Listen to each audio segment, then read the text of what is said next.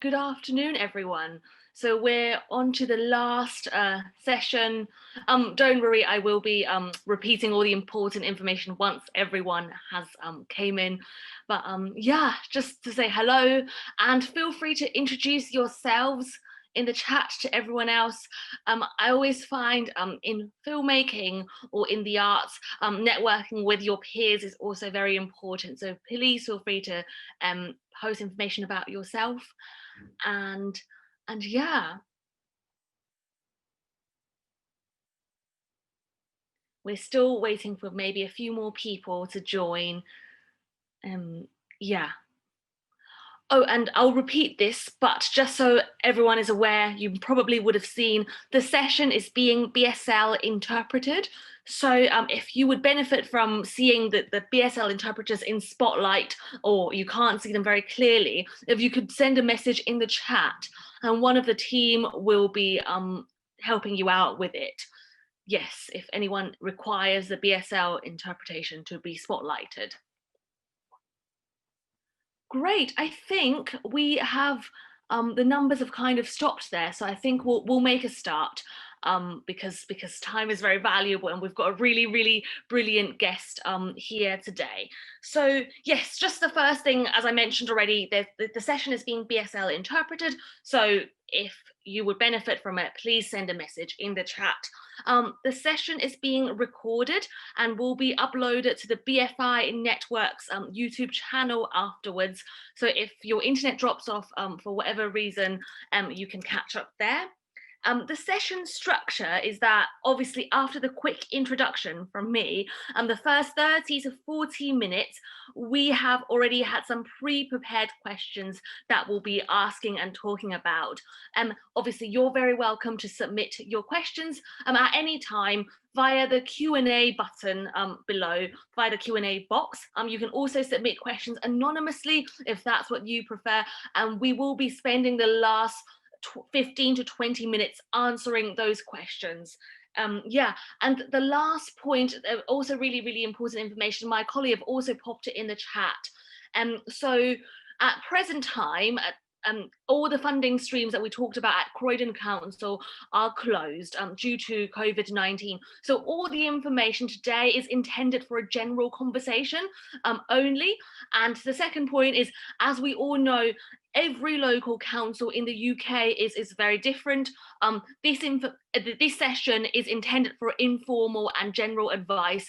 If you need anything more detailed or any specific things, we recommend you get in touch with your own local council. And yes, yeah, so I think that's enough for me.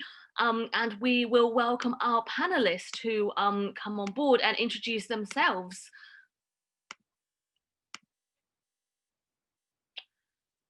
Hi, everyone. Hello. Hello. Hi. So we are really excited to have Asad and Rakesh from the Ace Effects and Chetna from the Croydon Council, and I'll let them introduce themselves. Rakesh, do you want to go first? Yeah, just a quick intro. I'm a filmmaker, writer, director, and I've worked with Croydon Council in the past on a project, so that's why I'm here. And that's pretty much the long and short of it. Asad? Yeah, amazing. So another filmmaker here. I'm also an actor, and I've worked on the same project with Rakesh with the Croydon Council, hence why I'm here. Yay. And obviously, Chetna, it would be great if you could introduce yourselves and tell us a little bit about everything that you do. I think you need to unmute yourself. Yes, that's brilliant. Thank you. Hi, I'm Chetna Kapacee. I'm a cultural project manager with Croydon Council. Done a number of things. I'm also artistic director of Croydon Mela. So I have a number of hats on. I have a long history of working with different arts organisations in the country. So from music, drama, dance, I've worked in all sorts of different art fields. Film has been a long-standing passion of mine, so it's been really great through this fun seeing some of the film projects that have been coming up. And Rakesh, I met him earlier this year. I'll go into that a bit more later. And you know, he applied for funding and got funding. So yes, that's me. We'll talk more. Yeah, that's great. Thanks for such a great introduction. So let's get started with some of the questions, as we've got lots to get through. It would be great to hear from the filmmaker's perspective, Asad or Rakesh. When you've got an idea, at what point or what is it that made you decide to turn it into a short film? And where does the subject of like money, fundraising come into that journey? So I think to use judgment as kind of like the example for this. I had worked with Rakesh previously on a different short film, Cheetah, and since then we had a relationship. And he had an idea, which was we weren't quite sure how big it was going to be. He kind of met up with me for a coffee before the lockdown times. We had a little discussion about it, and there was something to an idea where I thought we can perhaps expand it a little bit or see what we can do with it. And I think you always have to keep in mind that not to go too wild with it. You want to be within your budget. And the idea required specific visual effects and locations and stuff, which would require more budget. So we got a separate producer on board as well, which was you, and helped us try and find some funding with Rakesh. I don't know if Rakesh wants to add to that. Well, yeah, I mean, just going to the beginning, I think for the first part of the question, at what point do you decide that the idea is worth turning into a short film or mentioning? I think for me personally, as soon as you can actually put it into words, like, and explain to someone what the idea is, it's worth mentioning then, because then you can have these early conversations of how practical it would be to get it made, what would be needed to be done, because you do need to find other people, other resources to get it off the ground. So it's always worth, if you're serious about making something, mentioning it as soon as you can with the relevant people to see if you can find the right kind of team and resources you need to do to make it. Great, yeah, that's brilliant. Would be great to hear from Chetna. Obviously, in your cultural projects manager's hat, what are your general priorities and what do you think about when deciding to support projects? So prior to COVID hitting the world, Croydon Council had a couple of funds open. So we had the Cultural Project Fund and we had the Youth Arts Fund, which had different levels to it. There were individual grants and organisation grants. So that's, you know, working with young people, funding for young people to do their projects. So with those sort of different funding streams, you know, young people could approach us. We had quite clear guidelines on our website as to what the terms and conditions were. But as Rakesh said, with young people, it's definitely about collaboration. And one of the issues is young people can't access normal funding. So through some funding we received from different organisations, we were able to set up this Youth Arts Fund. And as a result, we've been able to fund a number of young people with different projects. So I think there were a couple of 2 or 3 film projects in the 2-3 years we had the fund running. We had some music projects. We had, you know, podcast projects. There are a number of things that we funded. But yeah, so this has been quite interesting, being able to fund Rakesh on this project. That's great to hear, and I'm sure Rakesh is very, very grateful on that. But would it be great to talk a little bit on the other side? Like, what are the challenges? Like, what is the most challenging thing from your, feel free to be honest, this is like just an honest conversation from your end when applying for funding, yeah, and writing the applications and reading those guidelines. What do you find challenging?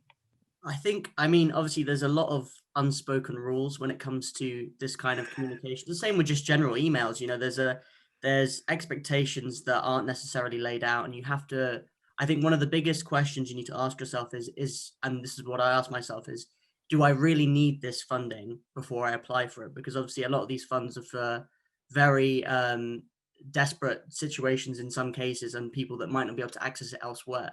So you have to weigh up, you know, have a good idea of how much money you actually need to get something off the ground. Can you get that anywhere else? What are your options? And then apply for the most appropriate ones. In terms of the application itself, obviously Croydon Council are extremely clear about what they want you to include in the process. So that's kind of all written out for you, but it's more of a personal decision you have to make on whether you need that money. How are you going to use it? Is it going to be worth applying for? And then once you do, make sure you're courteous and polite in all your correspondence, because like you were being done a massive favor and support on behalf of the council, and you have to be appreciative of that from the beginning all the way to the end, you know. Yeah, of course. And no, that's absolutely great. And I guess it would be also great to hear on the flip side, like in the past 3 days, we've talked a lot about like applying for funding, approaching people, etc. But what's not actually spoken about is during the process, whether it's applying to the council or approaching other organisations, individuals, there is actually going to be a lot of rejections, a lot of people not responding to emails, etc. And I'd be really interested to hear from either of you, Asad or Rakesh, as to how do you deal with that and how do you bounce back from those? I think as filmmakers, in any sort of capacity, I guess, whether you're an actor, director, producer, there are going to be loads of rejections in anything you do. And having that mentality already in place before you approach any sort of funding or anything else that you're applying for really helps. If you're kind of not 100% like expecting a yes, it helps. It kind of like softens the rejection a little bit. So it's nice to always have like backups in place. So for example, if this particular funding doesn't work out, what can we resort to? We might go to crowdfunding. We have this other option. And once you get a no, it's nice to not like dwell on that too much and be able to switch off from that and then try a different avenue. And I think that really helps us and keeps us focused.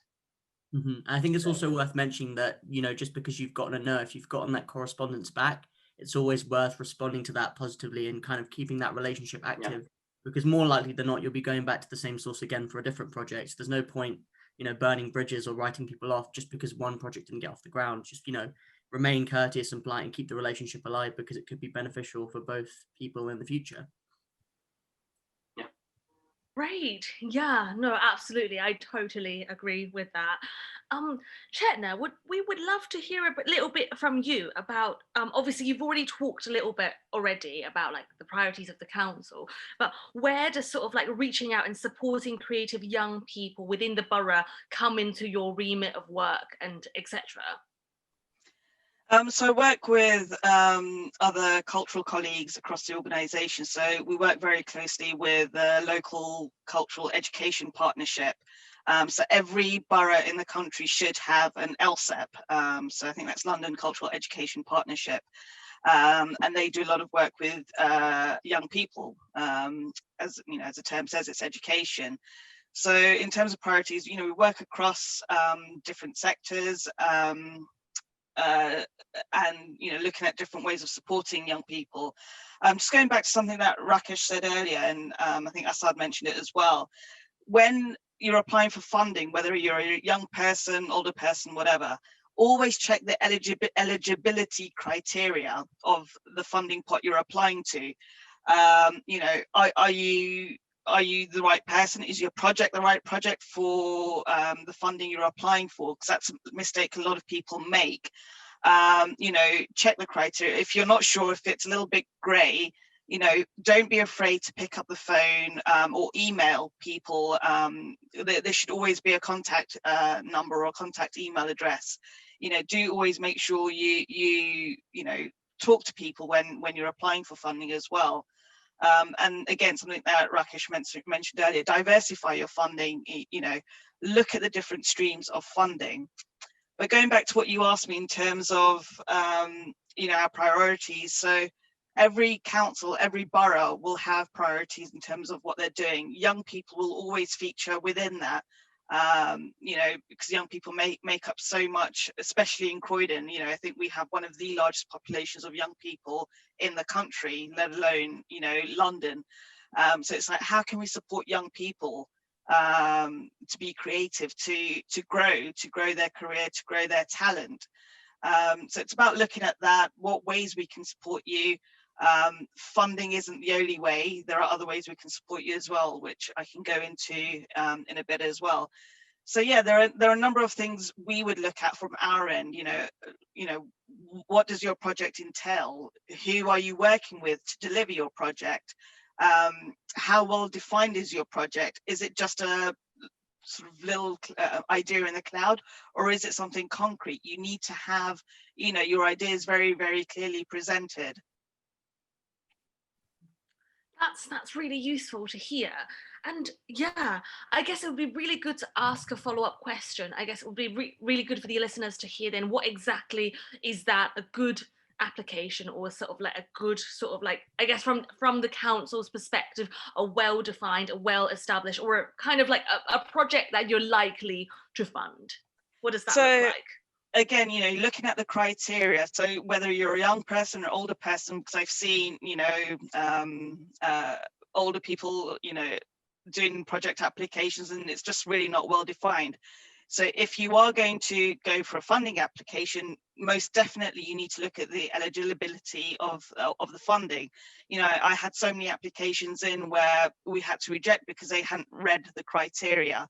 So always make sure you read the criteria. As I said, you know, pick up the phone, email the organization that's offering the funding, ask any questions, you know, make sure you have your project well defined. Budgets, it's very, very key, because you will always be asked about your budgets. How will you spend the money? You know, it's every funding pot, every sponsor will always want to know that you're spending their money responsibly. So, you know, but don't be afraid to put the real cost in for your budget, even if it's sponsorship in kind. So if your fee is £100 a day, don't be afraid to put the actual figures in, because you think, oh, you know, it's going to be too much, I'm asking for too much. So long as you can justify what you are spending your money on, most funders will support a bid, or they will question it and they may give a portion of it, but then that means you need to diversify your funding and apply to other pots for funding as well to make up the gap.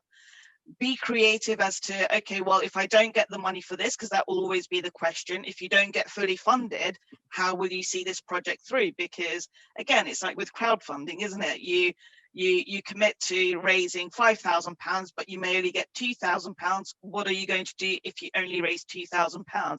Be prepared to answer those questions. And communication is key. I mean, Rakesh has touched upon it. I met him, I think it was in February, before lockdown was kind of in people's visions and COVID was kind of just bubbling in the background. Yeah. And at Croydon Council, we regularly held network meetings. It was usually every sort of 6 weeks or so. We would get together, get creatives in the room to talk to each other. And as a result of that, a lot of collaborations happened. So Rakesh attended the one in February.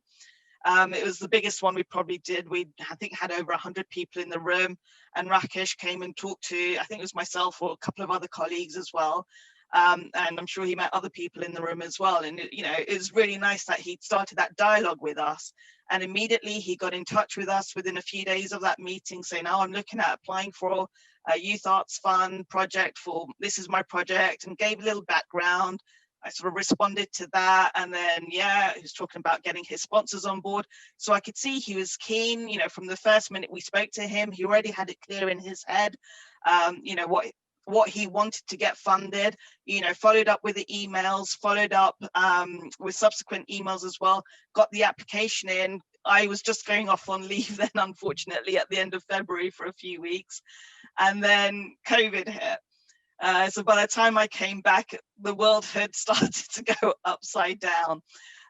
But, you know, so things kind of went crazy at our end, and Rakesh still, you know, pursued us, got, you know, kept in touch, because apologies to Rakesh, we were a bit slow in responding because everything had gone, you know, into chaos. So, but that was the thing. He kept in regular touch with us, and, you know, kept us informed all the time. And he's done that since, you know, after he got the funding, he's been in touch with us regularly. So that is really, really key. I mean, communication at all stages, from the very beginning to, you know, getting your funding and post-funding, is really, really key to maintaining that relationship and, you know, building on your project. As Rakesh said, you may want to go back to a funder, even if they don't fund you, they may want to fund you again in the future. I'd like to also add as well on that note, you brought up a good point, Chetna, about having, you know, with the cultural creative network that Croydon has existing, it's always good to look into your own local council to see whether there's any existing networks or programs that may not be funding related, you know, forums, options for discussion and networking that your council hosts. Like, you know, Chetna said, they have their own meeting every 6 weeks, or they used to, obviously now it's different. but hopefully it will get back to that point. And these are more opportunities for you to go out and find new people to work with, new opportunities to work, and build those relationships. Can I just respond to a question that's come up in the chat? So someone's asked, can I apply to councils outside of my local council? I'd probably say no, but you would need to evidence that whatever project you're doing and whatever council you're applying to, there is that connection. So Rakesh, I think, is a Croydon resident, which is why he was eligible for that funding. If your project is working with people in that council, in that borough, that may be eligible as well. So do look at their eligibility criteria. So if you either live in that council, that borough, or if you work there, or if you're working with people, creatives that are, you know, going to be beneficiaries of the project and of the funding, you can look at that. Also, to add, at the moment, obviously a lot of councils up and down the country will have tightened their budgets, will have all their budgets restricted, if not cut. So whilst, you know, financial support is always, you know, needed and wanted, at this point in time, whilst the council may not be able to support you financially, there are other ways, as Rakesh has said, you know, by joining, you know, finding out who your cultural arts officers are in the borough you are working with or want to apply for funding for, you know, get in touch with them, find out, you know, if they've got any funding on, or if there are any projects that you could work on, because there may be something that is not necessarily funded by the council, but the council is involved with either directly or indirectly that they could support you with. So there are different ways, you know, sign up to any newsletters that are around as well. Because there's lots of information that will come with that. So at Croydon, I am also responsible for writing usually the weekly newsletter, and within that I put in their funding opportunities, also resources that will help people for funding as well. So, and I know other boroughs do that as well. So, you know, always just keep looking and see what there is out there, really. Yeah, absolutely. And that's definitely really useful to know. I guess I saw a question that really links in quite nicely with this one, so I thought I'd ask that from an audience member called Spike. Hello, I have a little follow-up question for Chetna. How would you recommend asking these queries about eligibility? Is it better to phone or email with chasing up inquiries, and how often to chase up? It's a very good question. You know, I'd say initially try with an email, especially at the moment with everyone working from home, unless you've got a number that has been redirected. I know my number's redirected to my work mobile. Not everyone has a work mobile. Try dropping an email in the first instance. Follow it up maybe a week later, saying, you know, just getting in touch again. I emailed you a week ago or whatever it was, see if there's any response. I mean, do be mindful at the moment, a lot of funders and council colleagues are really stretched. So if they don't respond to you immediately or, you know, within a few days, just be mindful of that yeah, people are kind of stretched all over the place. So it's not personal, but, you know, that's why it's good to kind of keep that regular touch, you know, make yourself visible however you do that. So yeah, it's difficult. If you do have a phone number, then do follow up with a phone call as well. You know, the council switchboard always has you know, a database of people within the organization that they can put you in touch with. So you have to try a multi-approach, because every person, every council, every funder will deal with it differently. So yeah, hope that's answered the question. Yeah, that's definitely really useful advice, and I'm sure that applies to, like, even if it's not a local council, a partner or another funder, a producer, or you're approaching. Yeah, I'd love to go back a little bit when you talked about budgets and actually ask Asad and Rakesh on your perspective on the budgets. So as like writers, directors with a bold vision starting out, it often feels like, and I'm sure filmmakers or any other artists in this room can relate to, it often feels like there's never enough budget. Like, I don't know if you guys feel that, I certainly do. How do you overcome that challenge? I've always felt like that there isn't enough budget for amateur filmmakers, and that's spot on. I think Chetna touched upon something very interesting there as well, is when Rakesh approached her, he kind of already had a brief idea of the budget, a nice plan of like what's going to happen, and that's something we had kind of discussed and kind of really fleshed out prior to even kind of considering applying for fundings. And I think that really helps when you've got a full idea of what everything costs essentially, right? And how do you minimize those costs? So if you've got your own equipment, are you going to use that? Do you have any friends that could lend you some equipment? A few people that are willing to help out for free to do some like admin work or anything like that, or being able to get in touch with organizations that you did really, really nicely as well to help us out with perhaps props, office space, and things like that. So it's always kind of figuring out what do you need? This is what the budget is, and it would be nice to have this, but what can you cut it down to afterwards if you've had all these little favors and stuff? Yeah. And bits and bobs of what you can use yourself. And once you've done that, you have a really good idea of what you need to do to make the film happen, and what's the bare minimum that you need. And once you have that, you can run with it, and you can convince the funders or any applications you apply for to invest in you or to be able to support you, because you know what you're talking about and you've done all of that. You know the maximum and the minimum budget that you need in order to make it happen. And yeah, I think based on what you're from that aside, I think Chetna used the magic phrase earlier, in-kind support.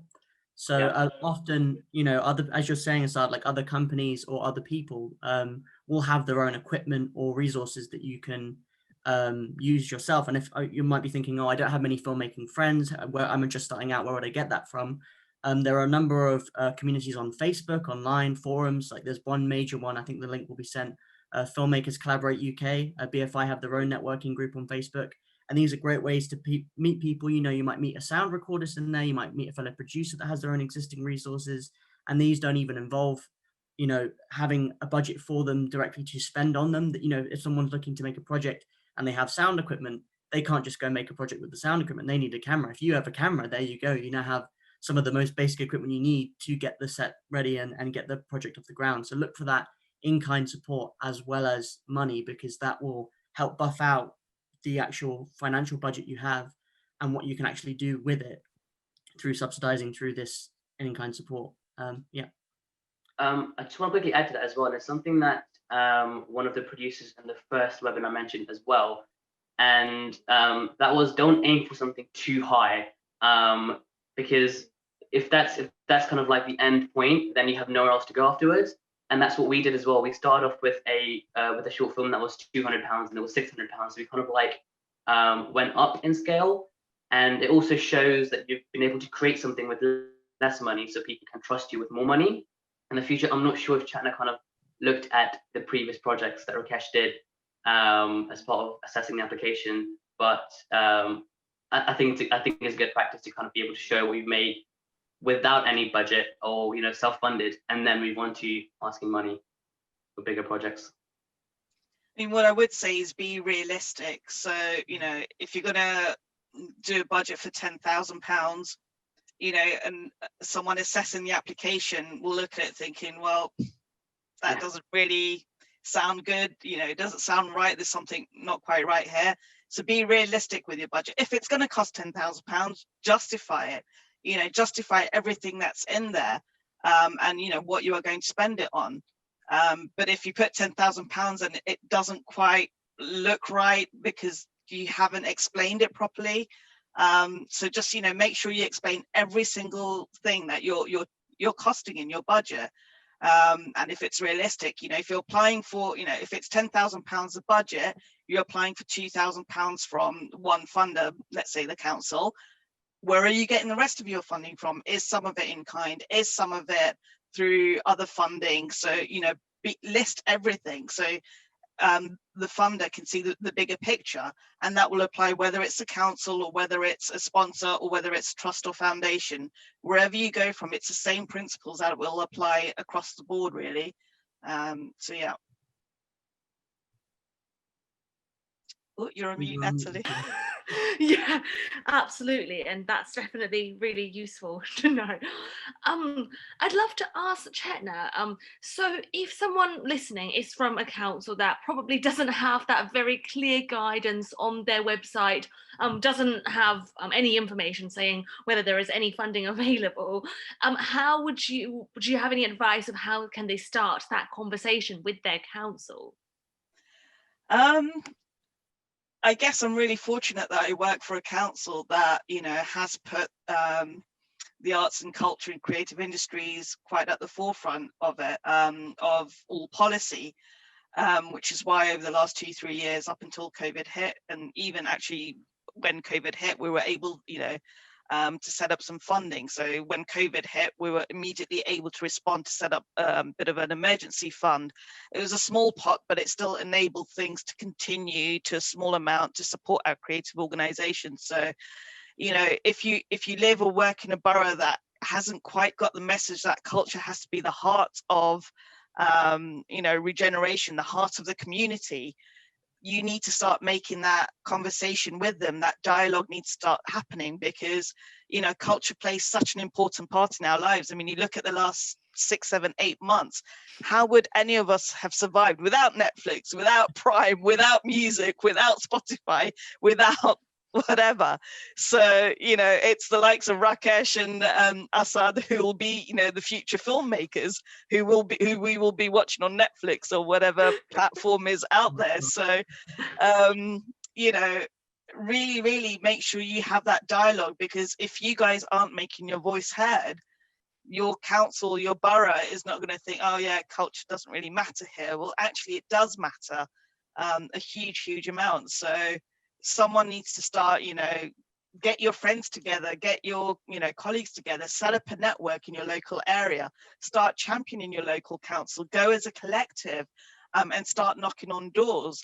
I mean, for a number of years, there wasn't very much happening in Croydon because of austerity, because of all the cuts that were happening.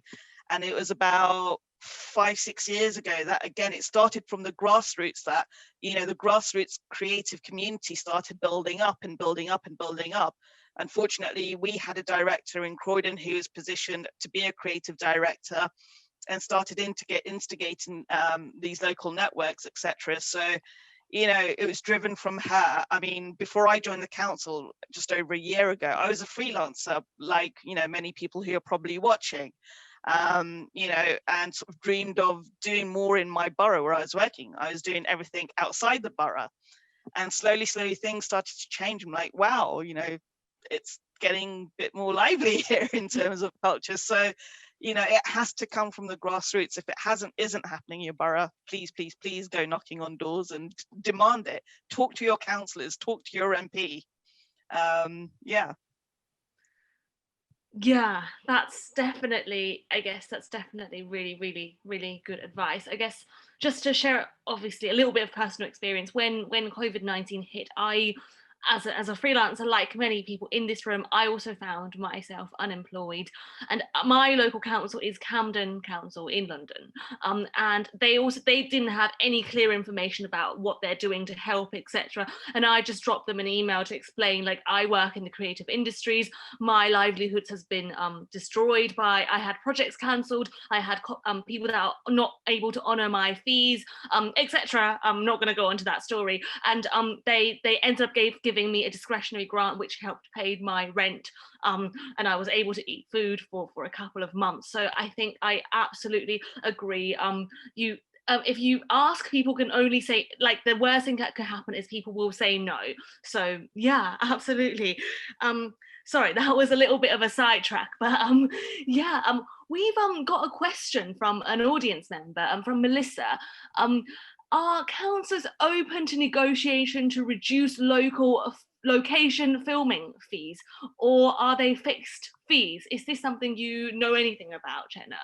So I can, in this regard, I can only speak about Croydon. So we outsource our filming permits and filming licensing. So that's something, you know, any filmmaker out there, I assume, is aware of, that you would need to pay some kind of licensing fee to film if you're in public areas, on the street, on highways, in parks, etc.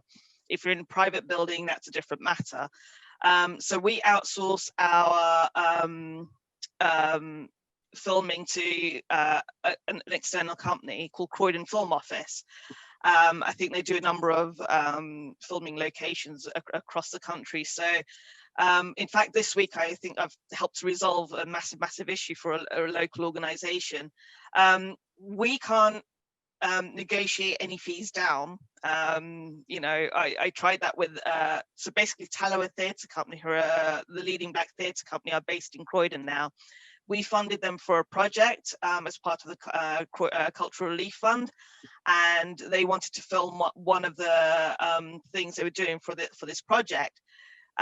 They approached Croydon Film Office. They gave the commercial rates, but also on the commercial rates there were other charges as well, whether you're a charity or a student or whatever. So what I will say, if you're a commercial organization, there'll probably be no negotiation on the fee. If you're a student, if you're a charity, mention you're a student, mention you're a charity or you're working with a charity, and use the charity that you're working with to get that reduced. So I think they were originally being quoted maybe £1,000 to do, I think it was a whole lot, and in the end I think they're paying maybe £100-200 because they're a registered charity. So, you know, if that's a benefit of being a young person, student, being or working with a registered charity. So I hope that's answered your question, Melissa. I think Asad wants to respond as well to that. So I think with that, I just wanted to share my experience with the Luton Council about 5 years ago. And that was one of the first projects that I kind of applied for funding for, and that was £500 in order to make a short film from start to finish with involving young people.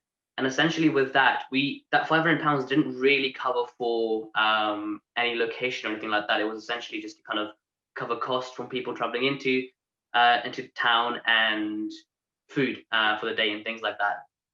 So I spoke to the council. They managed to speak to a youth centre that was local, and we got a free office space for the space of 2 months, which would have been crazy amounts of money. But we got all of that like for free. And I think, I'm not sure how, like, different councils will probably work in different ways, but if you have that conversation with the council, there probably is some sort of connection that they have that they could hook you up with, whether it's, you know, a free location space, or if they know someone, you know, another charity that could give you perhaps free equipment or free something that could help you in your process of making the film. So I just wanted to share that with you, and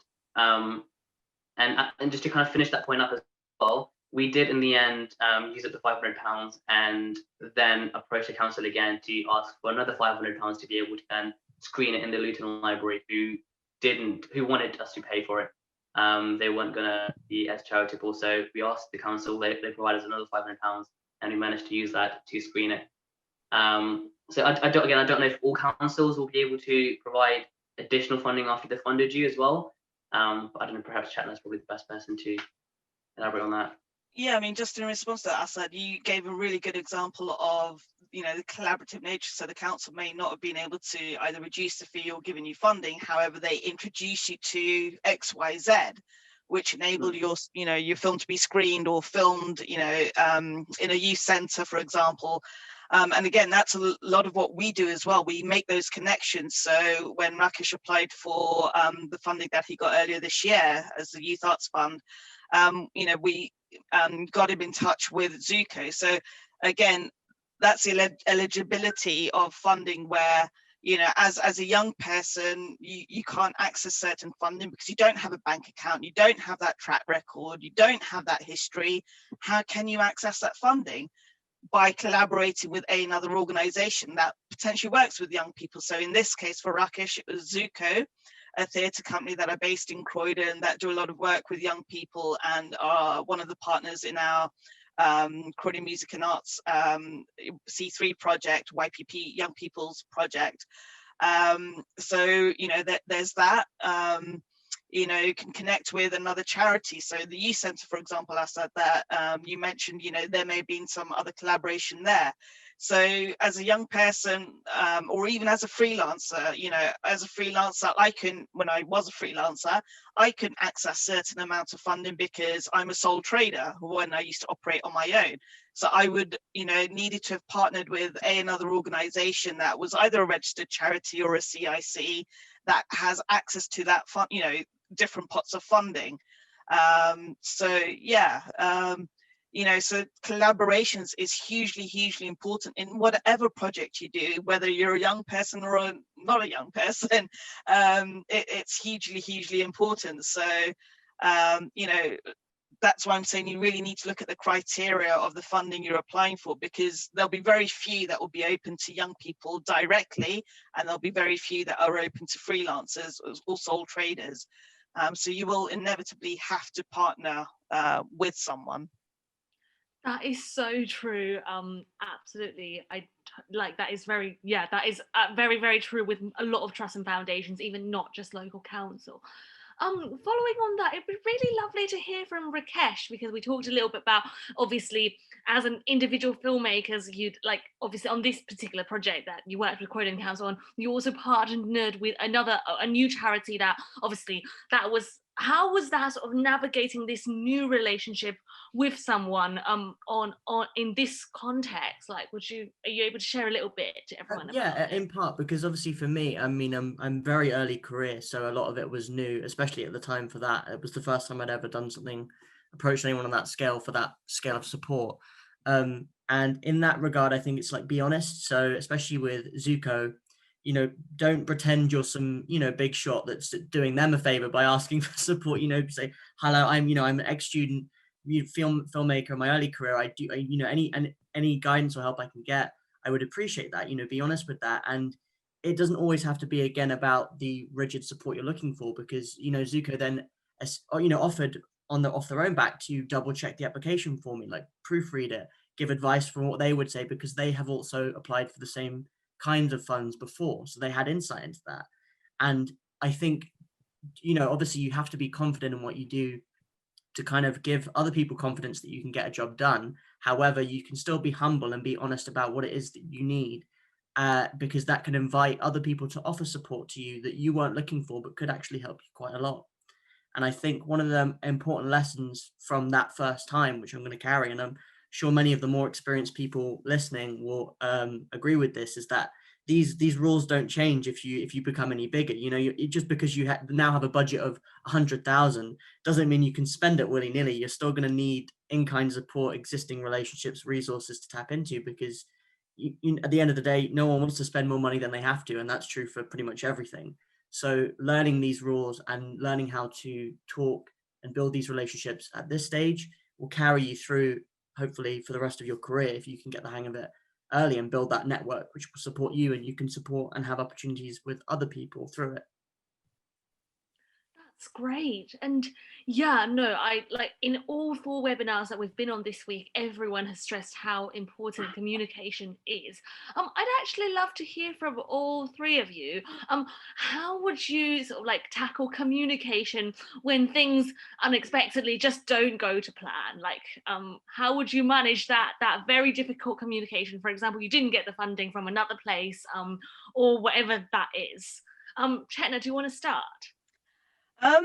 Yeah, just, you know, or it's more how you expect communication, I guess, in this sense. I think it's really important to keep those communication channels open. So even if you haven't been successful in funding the full project, you know, don't be afraid of going back to a fund and saying, well, actually, we didn't get the full amount, you know, but what we're going to do, if you're still willing to fund the project, is, you know, streamline the project, for example, you know, or what's doing the project, you know, disasters, COVID's hit. You know, that's thrown loads of people's budgets, and it's, you know, really thrown everyone in everything. And what we did when sort of COVID hit was obviously follow the Arts Council example, where we honoured the funding that we'd already committed to, even if the project wasn't going to happen. But that was with a commitment that if the project could continue further down the line, or when it was safe to do so, then there was a commitment that the person who was funded, or the organization that was funded, would try and deliver something for that money. But in that same regard, life always throws a curveball. Don't be afraid to have that conversation. Don't just sit there thinking, oh my God, I need to return this money, or I can't do my project. Have that conversation, because you'll be surprised, 9 times out of 10, funders will say, actually, well, hold on to that money, do what you can with it within that. Obviously with a film it's different, because you want to do it all pretty much, I guess, in one go. You don't want to do it piecemeal, like do a bit now and do a bit 6 months later because of continuity, etc. It's but yeah, we've just got to get even more creative. If life throws you a curveball, just don't be afraid to communicate, but also think, okay, well, what can I do if I haven't got the full amount? Maybe you shorten the project if that's at all possible, or maybe you try and get more in-kind support.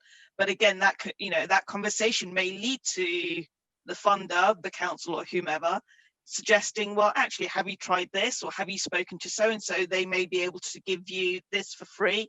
So yeah, just don't be afraid to have that conversation, really. As you said earlier, what's the worst they're going to say is no.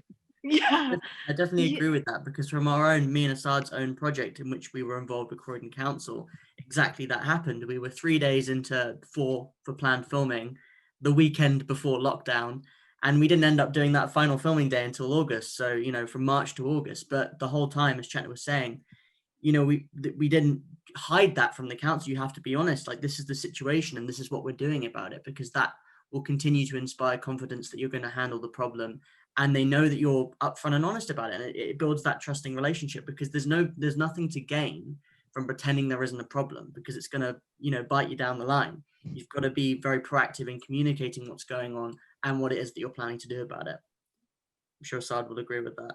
Yeah, no, definitely. Just wanted to add that something also mentioned in yesterday's webinar as well. And it's essentially, communicate everything through to your potential financier, but also still be confident that you can still deliver the end project, if you can, of course, and don't panic too much about it, because then it throws everyone off and people start to pull out. So as long as you can do that, but also feel confident in yourself and be like, look, this is what's happened, but this is our plan B, and we can still continue in this particular way. And to use judgment for as an example again, we had initially planned to do that last scene in a cafe, but due to the COVID restrictions, we couldn't actually get into a cafe and get the whole crew and actors in. So we decided to do it in a park instead. So we turned it into a picnic, and I guess that was a work around it. And things like that, so always be creative and think about, okay, if this has got in the way, this is what we can do, and let me communicate that through to who's funding this project, and make it clear that we're on top of our game and we've got this covered. So just wanted to add that little point as well for that. absolutely.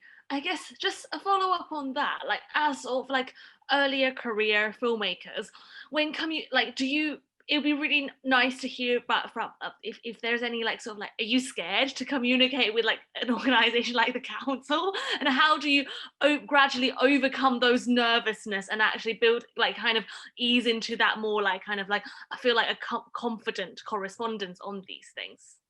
Well, you've got to look at the situation as it really is, because if you think about it, why would someone run a youth arts fund and not care about youth art? So, they're there to help you. They're not someone who's going to turn around and attack you for wanting something, because that's why it exists. Obviously, you can be quite nervous or anxious about approaching that, because you have to question, am I worth this funding? Am I big enough? Am I going to use it properly? Of course, everyone has these worries with their arts and the worth of the art and whether it's worth doing. But the fact that you're even thinking about it warrants its existence. And in the same way, the youth arts fund in this case, or your council's fund, or any funders, are a backstop to that. You don't have to worry too much about whether it's worth doing or reasonable or proactive. Do the work, come up with your plan, and they will tell you if your funding's rejected because they don't believe you can get it off the ground. you then know you need to do more work. You don't have to worry that, oh, maybe I didn't, they'll tell you that. And if you do get the funding, you know that you have done enough work, because it's, you know, or you know that you have at least got enough confidence and planning to get this project done, and you have to follow through with that because they've given you the funding. They don't hand out funding randomly, and they don't attack people for not doing proper planning. They're there to help you. So just approach them when you're confident you have something worth pursuing, and they will inform you either way as to what, you know, the worth of that is in terms of from their viewpoint. Obviously, having said that, I would like to say, you know, obviously if you do get a no, don't then think that, oh, I have no worth, my project's not worth pursuing, this, that, and the other. It could be a case of that fund is not there for that kind of project, or maybe they didn't feel you needed it as much, and they will communicate that. So don't take that as an actual philosophical worth of your art. It's more just in terms of that relationship. But don't be afraid to ask for feedback either if you get rejected. Because that's valuable. That's the, you know, that these are people that are very experienced in what it is that you're trying to get into, that community, that world. So get as much advice and feedback as you can, and don't be too nervous to say anything, because if you say nothing, if you don't ever try these things, you're in the same position. If you say anything, you'll learn something, and then you're one step ahead of where you were. So just keep, you know, obviously worry is reasonable, but don't worry too much to the point of stopping yourself, because that's the worst thing you can do, I think. Absolutely. We've got a question from an audience member, Harish. I think this might be one for Asad. I have made 2 short films while in India, and after my return to London, I have registered my production company here last December. Should I apply for funding as an individual or through my company? Is that something you're able to help out here? I guess it really depends on who you're applying to. So if it's someone like the council and they're looking to collaborate with individuals and not companies that are for profit, and it also depends on what company it is as well. Is it a CIC, is it a charity, or is it a limited company? I think you're mentioning a limited company there, and if that is the case, does council support limited companies in this particular fund, or this particular fund support whoever it is, limited companies? If not, then always try and think outside the box and what else you can do. Try going as an individual and then use that money to invest into the company, or I guess read the brief. It should tell you whether the companies are eligible or not. If not, I would say if you can do both, definitely go through the company. I'm just going to plug this in as well for those of you that don't know this. Any money that comes into your company and you make films with it, and it's intended for theatrical release, you have the option in the UK to be able to claim creative tax relief after it's been made. So for that reason, if you have the option of going through the company, definitely do, because you have that extra 20-25% that you can claim back at the end. Absolutely. Would also say to that is that a lot of funders, and the council included, Croydon Council included, would not fund a project that's already done. So I know, for example, Arts Council and obviously Croydon Council wouldn't have supported a project that's already happened. So if the filming is already done, if it's, you know, the film is ready to show, we won't fund that going forward. We would have funded it had it been, you know, you came to us at the development stage saying, this is what I want to film. So again, do check the criteria of the funder you're going to. Another quick tip, so we at Croydon Council have a grant finder available. So if you're looking for other sources of funding and your council doesn't have any funding, we at Croydon Council have a grant finder available online. I can't remember the portal, I'm happy to share the link, but you'd have to have a Croydon postcode in order to access it. But your local voluntary association, so whoever the VCS lead is in your area, they may also have access to the grant finder.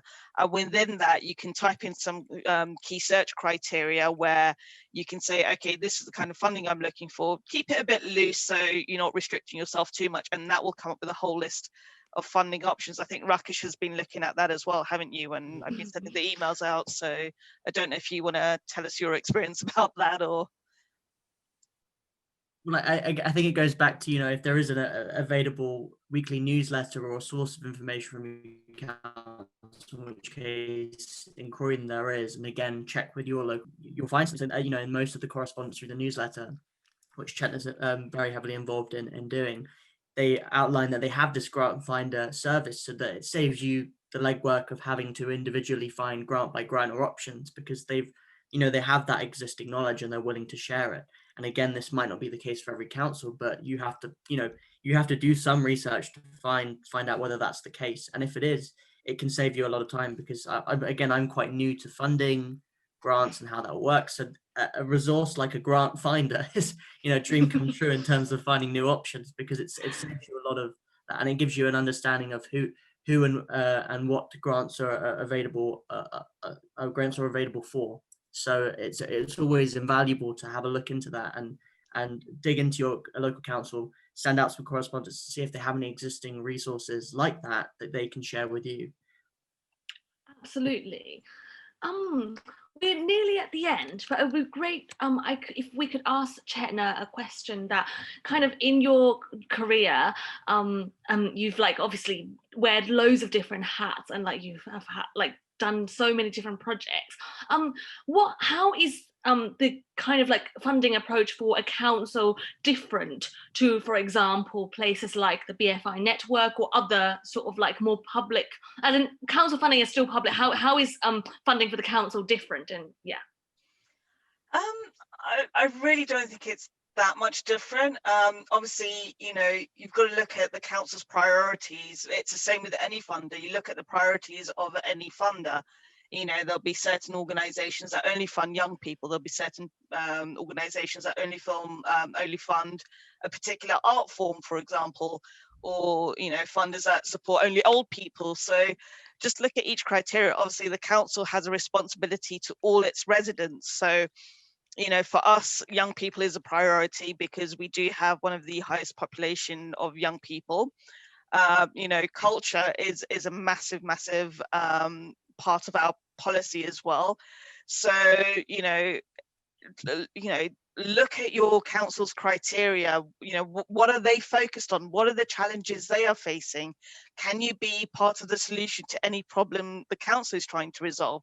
So one of our issues is supporting young people. What creative outlets are there for young people, hence setting up the Youth Art Fund historically, and that's enabled Rakesh and other young people to develop their project. We had a young man, I think he was 14 or 15, he applied to the Youth Arts Fund. This was before I started, but I've followed up on his project because of evaluation. And he's won awards for his little film that he did. It was beautiful, and when I saw it when it was completed, it was absolutely amazing. He's now moved out of the borough, but that stayed with him and it's gone with him, and he won a couple of awards for it. So, and they stayed in touch even though they'd moved out of the borough, kept the council informed. We got our communications team involved, so to get a bit more publicity for him out of that as well, to show actually this has benefited this young person. I'm looking forward to finally seeing Rakesh's film, because it's been this journey that we've been on with him. Yeah. And how it's developed over the year, especially in this year of all years, how he actually delivered what he said he was going to deliver. So, I think every funder is, most funders are always interested to see the end product. I mean, especially us, because we have a vested interest in the people we work with and we fund. A lot of the fund projects we funded this year as part of the relief fund, we follow up, we know what they're doing, we know what they've achieved, and it's like, wow, it's so good to see that. And it's about building up a creative and cultural community to thrive, really. So Yeah, that's so wonderful to hear, and absolutely. And of course, we'll keep you posted of where the film is going. Yeah, I think so. It's hit 2:00, so that's all we've got time for. But if anyone has anything they've realized they've got to ask, you're very, very welcome to follow up with us at the ACE Effect or the BFI network. Both the email addresses will be in the follow-up email. If there's any, we'll vendor to pass it on as well if we don't have the answer for it. And we're really grateful for everyone for coming. Just a few thank yous. Huge thank you to the Film and TV charity and our lovely, wonderful BSL interpreters for coping us speaking really quickly as well. They've been wonderful wonderful. And also to the BFI network. I don't know if Nilan is still listening. If he is, a huge thank you to him for all the work he's put in, and to Bryony, who's been helping us in the chat, etc. So yeah, and yeah, hopefully we'll speak soon, everyone. And thank you so much for coming today. I'd like to thank Natalie and Rakesh for inviting me to this panel. But yeah, it's been a really interesting week of events. So hopefully it's been fruitful for you and all your guests. But yeah, it's been really good doing this. So thank you for inviting me and arranging all of this. Thank you so much for joining us out of such a busy week. We're very, very, very grateful. Yes, and huge thank you. And the insights have been very useful. I'm sure people will agree. And we've got some messages in the chat already saying that. Fantastic. So yeah, thank you so much. I'm going to end the webinar here. So if anyone wants to save any links, please do so now. But they will also be in the follow-up email that's coming out through the BFI network tomorrow. And yeah, thank you so much.